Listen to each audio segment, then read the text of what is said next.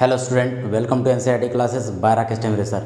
आज हम बात करेंगे बच्चों क्लास 11th एनसीईआरटी मैथमेटिक्स के चैप्टर नंबर 1 सेट के एक्सरसाइज 1.6 के इंट्रोडक्शन के बच्चों। ठीक है, इसमें हम बात करने वाले हैं दो समुच्चयों के सम्मिलन और सर्वनिष्ठ पर आधारित व्यवहारिक प्रश्न पर, है ना।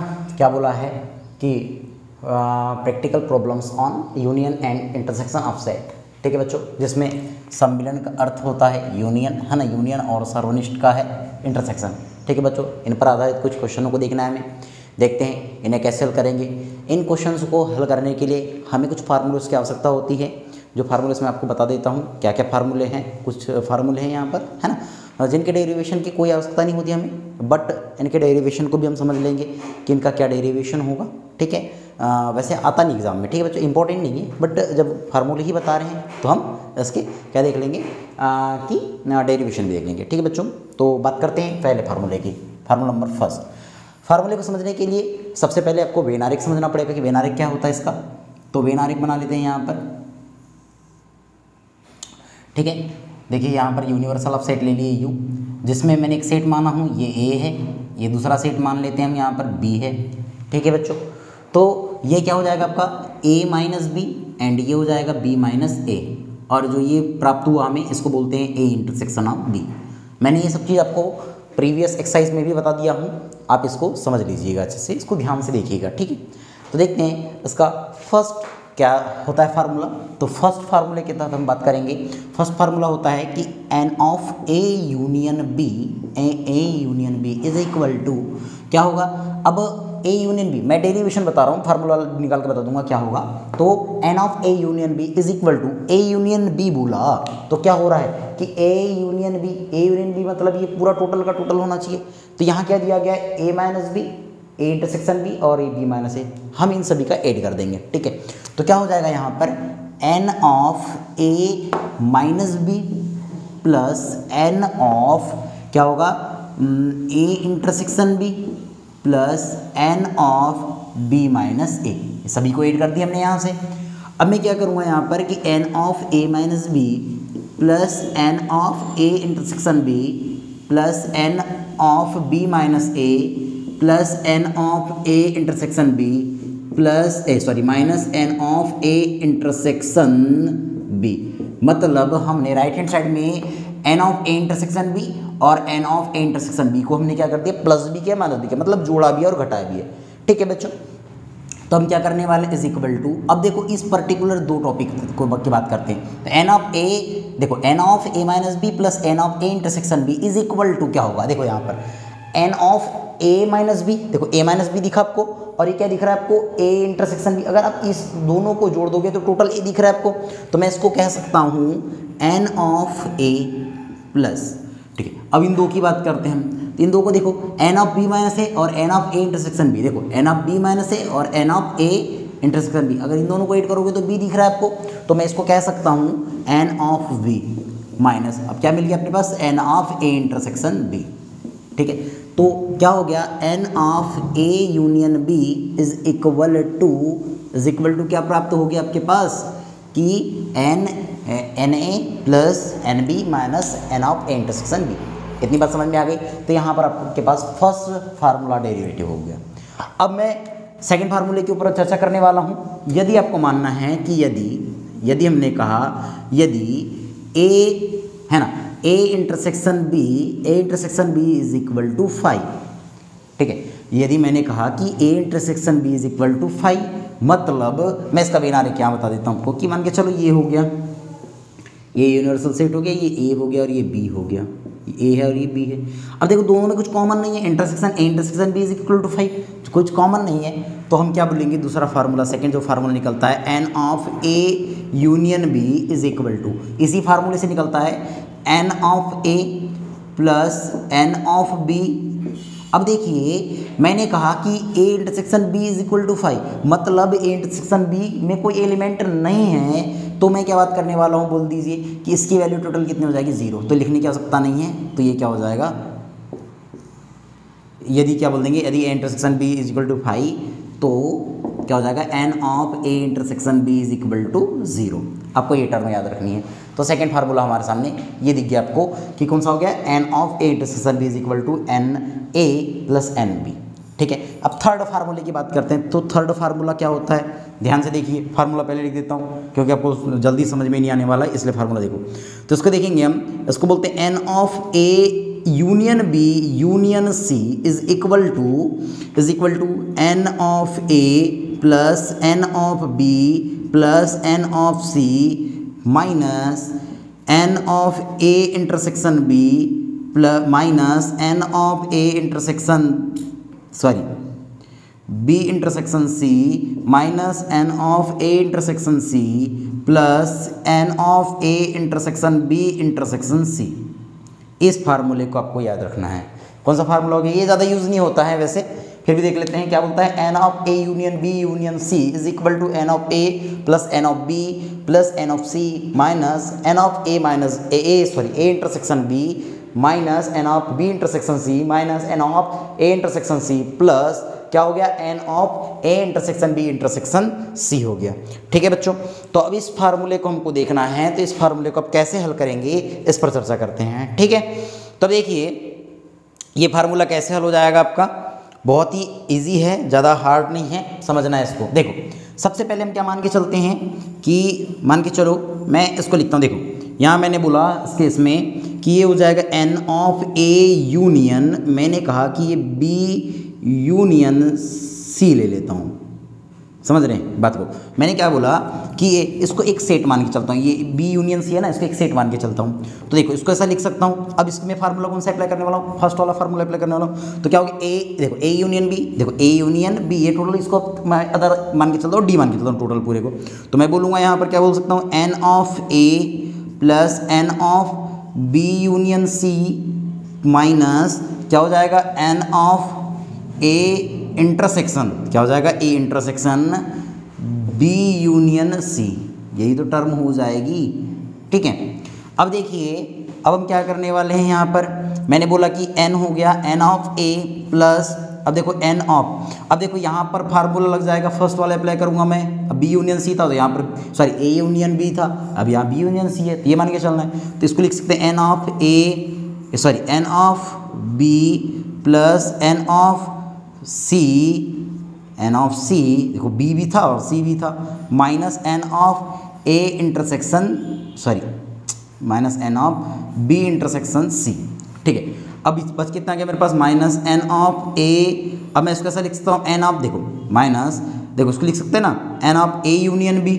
ठीक है, तो ए यूनियन बी, अब इस टर्म को ऐसा लिखे हमने कि ए यूनियन बी ऐसा, और ये क्या हो जाएगा, सॉरी एन यूनियन बी नहीं, एन इंटरसेक्शन बी है ना, फिर ये हो जाएगा यूनियन ए इंटरसेक्शन सी। ठीक है, और एक कोष्टक यहाँ पर। तब देखो इस टोटल के बराबर मैं मान के चलता हूँ, यहाँ पर इस टोटल को कैसे हल करेंगे, इस टोटल को करेंगे मतलब एन क्या हो जाएगा, A intersection B union A intersection C is equal to, अब देखो इसको भी फर्स्ट फार्मूले से हल करेंगे, इसको टोटल ए मान के चलो, इसको टोटल बी मान के चलो। ठीक है, तो क्या हो जाएगा, एन ऑफ क्या हो जाएगा, ए इंटरसेक्शन बी फिर plus N of A intersection C, ठीक है, ए इंटरसेक्शन सी और फिर माइनस एन ऑफ, अब टोटल क्या हो जाएगा, इन टोटल की बात करेंगे तो क्या हो जाएगा, ए इंटरसेक्शन देखो A intersection B intersection A intersection C, A intersection C. ठीक है, तो अब ध्यान से देखिए, अब इसको हम ऐसा लिख सकते हैं ना, is equal to N A intersection B plus N A intersection C minus, इसको क्या लिखेंगे, देखो देखो ए इंटरसेक्शन बी बोलो और ए इंटरसेक्शन सी बोलो, और सभी का इंटरसेक्शन है, मतलब इसको बोल सकता हूँ A intersection B intersection C. ठीक है, अब क्या काम करेंगे, इसकी वैल्यू को हम यहाँ पर ला करके पुट कर देते हैं। तब मैं इसको बोलूँगा एन ए, अब इसको ऐसा टोटल ऐसे बोल दें, N union A union B union C is equal to N of A plus N of B plus, देखो यहाँ तक आ गया ना, ये देखो ए बी भी हो गया plus N of C minus क्या हो गया N of B intersection C. ठीक है, अब ये माइनस का साइन था तो माइनस, देखो जो पॉजिटिव है निगेटिव, जो निगेटिव है पॉजिटिव हो जाएगा। N of A intersection B minus N of A intersection C minus minus plus हो जाएगा, और ये N of A intersection B intersection C. ठीक है, ये हल हो चुका है। अब देखो इसको थोड़ा सा रीअरेंज कर देते हैं, तो लिखेंगे N of A plus N of B plus N of C, ये लिखेंगे एन ऑफ सी माइनस क्या हो जाएगा एन ऑफ, अब देखो पहले ए इंटरसेक्शन लिख देते हैं, ए इंटरसेक्शन बी, फिर क्या हो गया minus N of B intersection C minus N of A intersection C plus N of B A intersection B intersection C. ठीक है, तो यहाँ पर हमारा थर्ड फार्मूला ये तैयार हो गया सी। ठीक है, तो ये थर्ड फार्मूला हमारा ये तैयार हो गया। ठीक है, ये थर्ड फार्मूला है हमारे पास, ये मिल गया थर्ड फार्मूला जो मैंने ये लिखा था, तो वही मिल गया। तो पहले फर्स्ट फार्मूला ये, सेकंड फार्मूला ये, और थर्ड फार्मूला ये आपको याद रखना है।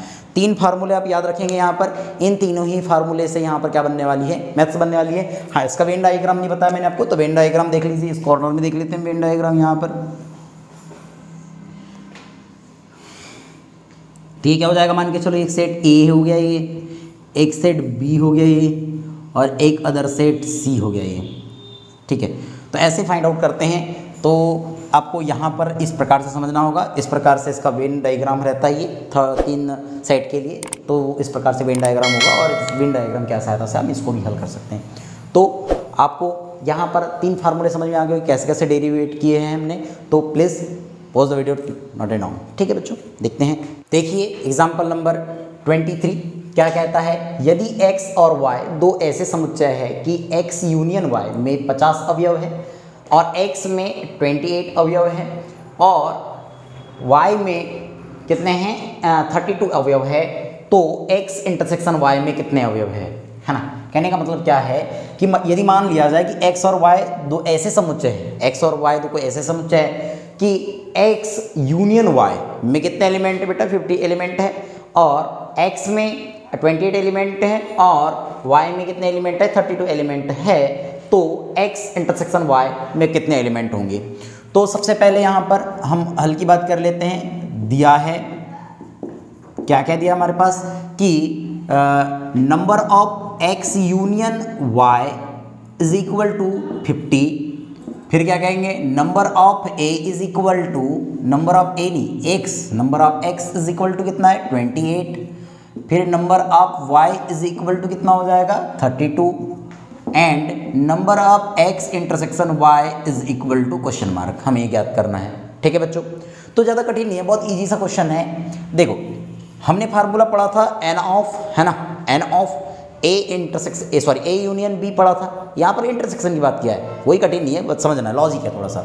तो a के जगह x, b के जगह y, तो क्या बोल देंगे हम यहाँ पर फार्मूला लिखेंगे, तब क्या हो जाएगा कि n of x union y is equal to n of x plus n of y minus n of x intersection y is equal to, अब देखो इसकी वैल्यू हमारे पास गिवन है 50, राइट कर दीजिए, इसकी वैल्यू हमारे पास है 28, राइट कर दीजिए, प्लस इसकी वैल्यू 32, माइनस इसकी वैल्यू नहीं मालूम मुझे, तो n x इंटरसेक्शन y। ठीक है, अब देखो क्या करेंगे हम, ये 50 हो गया इज इक्वल टू, इसको दोनों को 8 कर देंगे तो 280 है ना 360 हो जाएगा, और ये minus n of x intersection y। ठीक, इसका ट्रांसफर इधर, इसका ट्रांसफर इधर, तो n of x intersection y is equal to, इसका ट्रांसफर इधर करूंगा तो नेगेटिव हो जाएगा, तो 60 माइनस 50 इज इक्वल टू 10, तो क्या हो जाएगा n of x intersection y is equal to 10, ये हमारा राइट आंसर होगा। ठीक है बच्चों, देखिए नेक्स्ट क्वेश्चन 24, एग्जाम्पल नंबर 24 की बात करते हैं। एक विद्यालय में 20 अध्यापक है, कितने अध्यापक है 20 अध्यापक है, जो गणित और भौतिक पढ़ाते हैं। ठीक है, एक विद्यालय है उसमें 20 टीचर है जो गणित पढ़ाते हैं और भौतिक पढ़ाते हैं, इनमें से 12 गणित पढ़ाते हैं और 4 कितने हैं भौतिक और गणित दोनों पढ़ाते हैं, कितने अध्यापक भौतिक पढ़ाते हैं। तो देखिए एक विद्यालय है उसमें गणित और भौतिक की फैकल्टीज रखी हुई है ना, फैकल्टीज है। तो इसमें कितने फैकल्टीज में कितने टीचर रखे हुए हैं? 20, है ना, 20 टीचर रखे हुए हैं, ठीक है। जिसमें से 12 टीचर क्या पढ़ा रहे हैं? मैथ्स पढ़ा रहे हैं। उसके बाद देखेंगे कि 4 टीचर क्या पढ़ा रहे हैं? फिजिक्स एंड मैथ्स दोनों पढ़ा रहे हैं। तो देखिए कितने अध्यापक क्या फिजिक्स पढ़ाते हैं, बोलते हैं कितने टीचर्स क्या पढ़ा रहे हैं? भौतिक पढ़ाते हैं, ये बात करनी है। तो सबसे पहले हम लिखेंगे दिया है, क्या दिया है हमारे पास कि अगर मैं मान के चलूँ, देखो यहाँ पर मैं मानता हूँ कि n ऑफ m, देखो ध्यान से देखना, m यूनियन p, देखो m क्या हो गया यहाँ पर? मैथ्स पढ़ाने वाले टीचर, और p क्या हो गया यहाँ पर? p हो गया बेटा हमारा फिजिक्स पढ़ाने वाला टीचर। तो n of m union p मतलब संग देख लेते हैं, यानी पूरे कितने टीचर थे यहाँ पर? यहाँ पर थे 20 टीचर थे, 20 लिख दिए हमने। उसके बाद मैं बात करता हूँ कि n of m is equal to कितने टीचर मैथ्स पढ़ाते हैं? तो 12 टीचर मैथ्स पढ़ाते हैं। n ऑफ, देखिए अब n ऑफ अगर बात करें और क्या दिया है हमारे पास? फिजिक्स एंड मैथ्स दोनों पढ़ाते हैं। तो n of m intersection p is equal to 4, और हमारे पास n ऑफ p फाइंड करना है is equal to question mark, क्योंकि कितने टीचर भौतिक ही पढ़ा रहे हैं, ये बात करनी है। तो क्या हो जाएगा?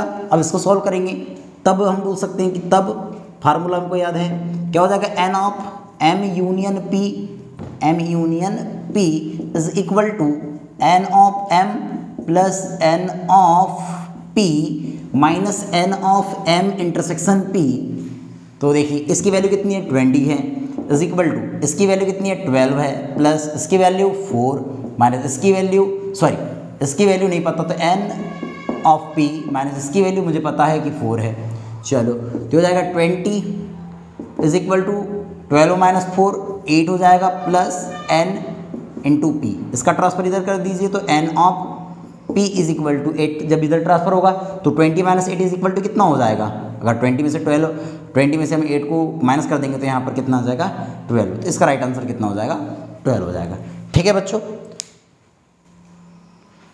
देखिए नेक्स्ट क्वेश्चन नंबर 25 कहता है 35 विद्यार्थियों की एक कक्षा में 24 क्रिकेट खेलना पसंद करते हैं। एक कक्षा है जिसमें कितने विद्यार्थी है? 35 विद्यार्थी हैं, जिसके 24 विद्यार्थी क्या खेलना पसंद करते हैं? क्रिकेट खेलना पसंद करते हैं, और 16 विद्यार्थी क्या खेलना पसंद करते हैं? फुटबॉल खेलना पसंद करते हैं। ठीक है, इसके अतिरिक्त प्रत्येक विद्यार्थी कम से कम एक खेल खेलना पसंद करता है। कितने विद्यार्थी क्रिकेट और फुटबॉल दोनों खेलना पसंद करता है, हमें बताना है। तो देखिए हल में हम बोलेंगे दिया है, क्या दिया है हमारे पास? तो अब मैं ये मान के चलता हूँ कि मैंने बोला कि n ऑफ, अब क्रिकेट बोला मैंने, है ना, क्रिकेट को हम C से रिप्रेजेंट कर देते हैं, और फुटबॉल, है ना, फुटबॉल को हम मान के चलो F से रिप्रेजेंट कर देते हैं। तो क्या होगा? n of C union F is equal to, है ना, यही तो हो जाएगा। क्या हो गया? C union F is equal to क्या दिया गया है? यूनियन 35 दिया गया है। अब देखेंगे n of C is equal to कितना है? 24, यानी कि कितने विद्यार्थी है जो क्रिकेट खेलना पसंद करते हैं? तो 24 विद्यार्थी है। फिर n ऑफ, मैं कह सकता हूँ कि F इज इक्वल टू कितना है? 16, यानी कि 16 विद्यार्थी फुटबॉल खेलना पसंद करते हैं। तो कितना हो जाएगा? मुझे n of C intersection F is equal to question mark, यही याद करना है। तब मैं कह सकता हूँ फार्मूला लगा देंगे, क्या हो जाएगा? n of C union F is equal to n of C plus n of F minus n of C intersection F। देखो इसकी वैल्यू कितनी है? 35 है, इज इक्वल टू इसकी वैल्यू कितनी है? 24 है, इसकी वैल्यू कितनी है? तो 16 है, माइनस इसकी वैल्यू मुझे नहीं पता अभी, इसको ज्ञात करना है ना, F। ठीक है, अब क्या काम करेंगे हम कि इन दोनों को ऐड करके इधर ट्रांसफर कर दीजिए। तो कितना होगा? देखो ये 35 इज इक्वल टू, दोनों को ऐड करेंगे तो कितना होगा? ये हो जाएगा हमारा 25 था ना, 25 नहीं 24 था, दोनों को ऐड कर दो 0, है ना, 1, तो ये हो जाएगा 4, ये तो हो जाएगा, है ना। 24 plus 16 is equal to 40 minus n of C intersection F। चलो इसका ट्रांसफर इधर, तो n of C intersection F is equal to, देखो 40 जहाँ के वहाँ रहेगा, और ये 35 को इधर ट्रांसफर करेंगे तो 40 माइनस 35 इज इक्वल टू 5। तो उसका राइट आंसर कितना हो जाएगा 5। मतलब कि क्या हो जाएगा 5 विद्यार्थी ऐसे होंगे जो क्रिकेट और फुटबॉल दोनों खेलना पसंद करेंगे। ठीक है बच्चों, देखिए नेक्स्ट एग्जाम्पल क्या कहता है 26। किसी स्कूल के 400 विद्यार्थियों के सर्वेक्षण में 100 विद्यार्थी सेब का रस, 150 विद्यार्थी संतरे का रस और 75 विद्यार्थी सेब व संतरे दोनों का रस पीने वाले पाए जाते हैं। ठीक है, एक विद्यालय का सर्वेक्षण किया गया जिसमें कितने विद्यार्थी थे, 400 विद्यार्थी थे, जिसमें से 100 विद्यार्थी सेब का रस, 150 विद्यार्थी संतरे का रस और 75 विद्यार्थी सेब और संतरे दोनों का रस पीने वाले पाए जाते हैं। ज्ञात कीजिए कि कितने विद्यार्थी न तो सेब का रस पीते हैं और न ही संतरे का रस पीते हैं। ठीक है बच्चों, तो ये थोड़ा सा क्वेश्चन डिफिकल्ट टाइप का है, ध्यान समझना अच्छे से कैसा होगा।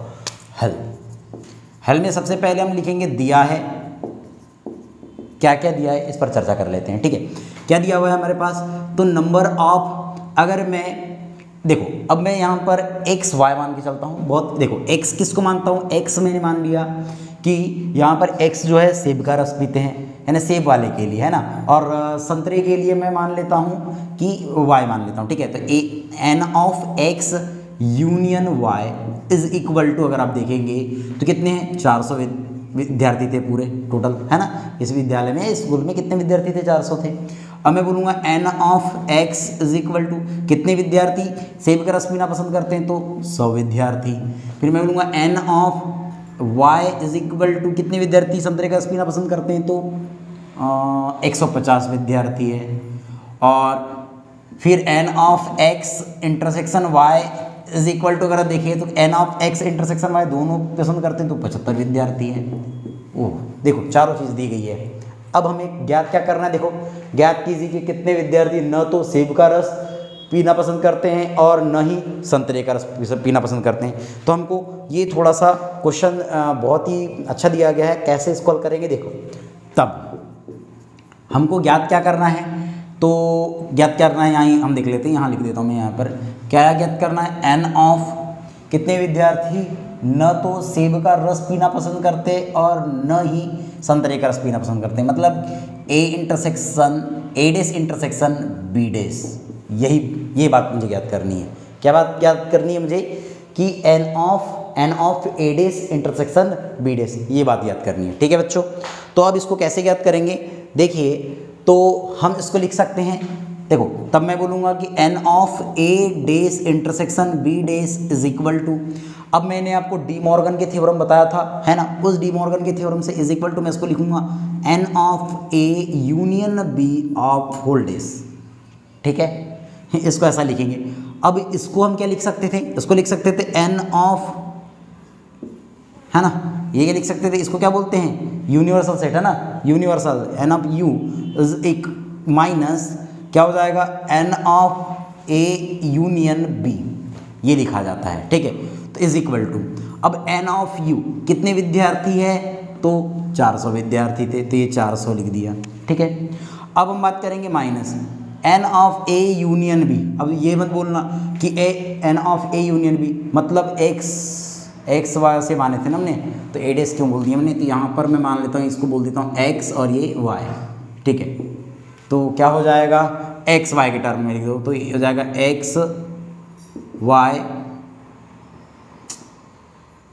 x यूनियन y, और ये हो जाएगा हमारा x और ये y। ठीक है, तो अब देखो कि अब ये क्या हो जाएगा, x यूनियन y। सर ये तो दिया है 400, नहीं, लेकिन अब इसको हम उस फार्मूले से हल करेंगे, पहले वाले फार्मूले से, तो क्या हो जाएगा, इसको लिखेंगे ब्रैकेट में क्योंकि माइनस साइन है बाहर, तो क्या हो जाएगा n ऑफ x, है ना, plus n of y minus n of x intersection y, bracket close, is equal to, ये हो जाएगा 400 माइनस, अब देखिए कितना है हमारे पास, n ऑफ x 100 था, प्लस इसकी वैल्यू कितनी थी 150 थी, माइनस इसकी वैल्यू कितनी थी 75 थी। ठीक है, इज इक्वल टू हो जाएगा 400 माइनस, इसको हल कर दीजिए। तो देखो इसको अगर हम हल करते हैं तो यहाँ से अगर मैं बात करूँ तो अगर 75 घटा दूंगा यहाँ से तो कितना आएगा, 25 ही आएगा कि नहीं, 25, 100 में से 75 गया तो 25 आ जाएगा, और 25 को 150 में ऐड कर देंगे तो 175 आ जाएगा। ठीक है, 175 आ जाएगा। अब हम क्या काम करेंगे कि 175 को यहाँ से घटा देंगे, है ना। देखो ये चिन्ह हटा देता हूँ मैं, यहाँ पर कोष्ठक हटा देता हूँ, तो ये माइनस ही तो है, तो घटाओगे तो 100 में से 100 यानी कि 400 में से हम कितना घटाएंगे, 175 को घटा देंगे। ठीक है, 400 में से किसको घटाने वाले हैं, 175 को, तो कितना आएगा 225 आ जाएगा इसका आंसर। कितना आ जाएगा 225, देख लो घटा के देख लेते हैं। ये 10, 10 में से 5 गया 5, यहाँ बच गया 9, 9 में से 7 गया तो 2, और ये ठीक है बच गया 3, 3 में से 1 गया तो 2। ठीक है, ये तो कितना हो गया, n of x dash intersection y dash is equal to कितना आ गया हमारे पास 225। इसका राइट आंसर होगा, मतलब कि 225 विद्यार्थी न तो सेब का रस पीना पसंद करते हैं और न ही संतरे का रस पीना पसंद करते हैं। ठीक है बच्चों, हेलो स्टूडेंट, देखते हैं next question. Question number exercise number 27 क्या कहता है, 200 व्यक्ति किसी चर्म रोग से पीड़ित हैं। 200 व्यक्ति है जो किसी चर्म रोग से पीड़ित है। इनमें 120 व्यक्ति रसायन C1, जिसमें से एक व्यक्ति रसायन C1, 50 व्यक्ति रसायन C2 और 30 व्यक्ति रसायन C1 व C2 दोनों से प्रभावित हुए हैं। तो ऐसे व्यक्तियों की संख्या ज्ञात कीजिए जो प्रभावित हुए हो। किससे प्रभावित हुए वो देखते हैं। ठीक है बच्चों, तो देखते हैं पहला क्वेश्चन, दूसरा क्वेश्चन, तीसरा क्वेश्चन। 3 क्वेश्चन यहाँ दिए गए हैं हमारे पास। तो देखिए सबसे पहले हम हल की बात करते हैं। हल में दिया है, क्या दिया गया है, तो देखिए मैं सबसे पहले मैं बोलूँगा NU is equal to 200। NU is equal to 200। यहाँ पर कितने व्यक्ति है बेटा, 200 व्यक्ति। ठीक है, 200 व्यक्ति है हमारे पास यहाँ पर कि 200 व्यक्ति दिए गए हैं टोटल। अब देखिए N, अगर मैं बात करूँ चर्म रोग C1 की बात करते हैं। ठीक है, तो चर्म रोग C1, तो मैं C1 C2 ही लेकर के चल लेता हूँ। ठीक है, तो मैंने बोला C1 से प्रभावित कितने हैं, देखिए 120 हैं। उसके बाद C2 से कितने प्रभावित हुए हैं, तो C2 से 50 व्यक्ति प्रभावित हुए हैं। उसके बाद C1 intersection C2 is equal to कितने हैं, C1 व C2 दोनों से प्रभावित हुए 30 व्यक्ति हैं। तब देखिए फर्स्ट क्वेश्चन बहुत ही ध्यान समझिएगा। फर्स्ट क्वेश्चन क्या कहता है, रसायन C1 किंतु C2 से नहीं, यानी उन व्यक्तियों की संख्या मुझे बतानी है जो रसायन C1 से प्रभावित हुए हैं किंतु C2 से प्रभावित नहीं हुए हैं। तो इसके लिए सबसे पहले वेन आरेख समझना पड़ेगा। वेन आरेख के द्वारा समझ में आएगा अच्छे से क्वेश्चन, ये अन्यथा नहीं आने वाला है। ठीक है, मान के चलो ये C1 हो गया और ये क्या हो गया हमारे पास, C2 हो गया। ठीक है, ये रसायन C2 से प्रभावित होने वाले व्यक्तियों की संख्या और ये रसायन C2 से प्रभावित होने वाले व्यक्तियों की संख्या। और ये क्या हो जाएगा बच्चों हमारे पास, ये हो जाएगा C1 इंटरसेक्शन C2।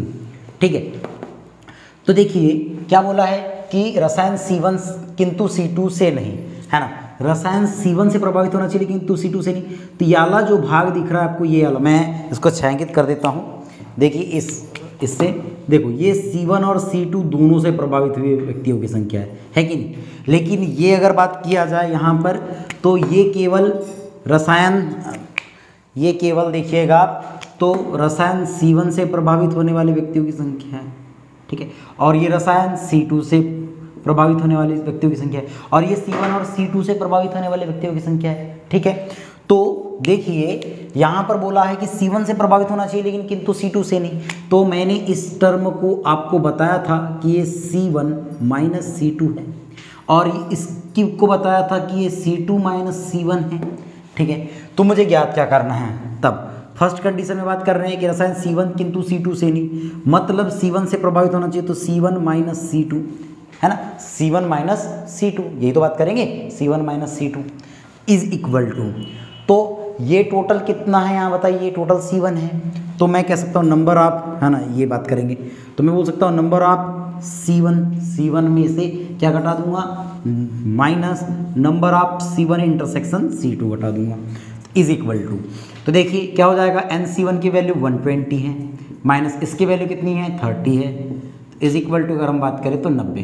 तो ऐसे 90 व्यक्ति हो सकते हैं। ठीक है, अगर सेकेंड टर्म वाली मैथ्स देख ले, क्या बोलता है, C2 से प्रभावित होना चाहिए किंतु C1 से नहीं।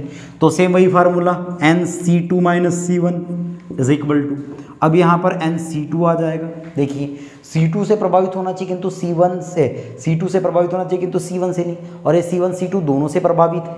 ठीक है, तो याले टर्म की बात कर रहा हूँ मैं यहाँ पर। ठीक है ना, तो क्या हो जाएगा, माइनस क्या हो जाएगा, NC1 intersection C2 is equal to यहाँ पर कितने व्यक्ति थे 50 माइनस ये थे 30 इज इक्वल टू 20, ऐसे व्यक्तियों की संख्या 20 हो गई। अब देखो लास्ट क्वेश्चन क्या कहता है कि रसायन C1 अथवा C2 है ना, रसायन C2 से प्रभावित हुए हो, तो थर्ड का जो आंसर आ जाएगा वो जाएगा N क्या होगा NC1 union C2 is equal to NC1 plus NC2 minus NC1 intersection C2। तो इसकी वैल्यू निकल जाएगी, इसकी वैल्यू कितनी है 120 प्लस इसकी वैल्यू 50 माइनस 30 इज इक्वल टू, आप इसको अगर हल करते हैं तो देखिए कितना हो जाएगा 30, देखो 30 है, ये 50 20 हो जाएगा और ये 20 तो 140 आंसर। तो आपको समझ में आ गया होगा किस प्रकार से हम वेन आरेख से इसको सरल से सरल तरीके से ज्ञात कर सकते हैं। ठीक है बच्चों, तो यहाँ पर आपको इंट्रोडक्शन और साथ ही साथ इस एक्सरसाइज के एग्जाम्पल्स भी समझ में आ गए होंगे। नेक्स्ट वीडियो में हम इस एक्सरसाइज के सॉल्यूशन की बात करने वाले हैं। ठीक है बच्चों, थैंक यू।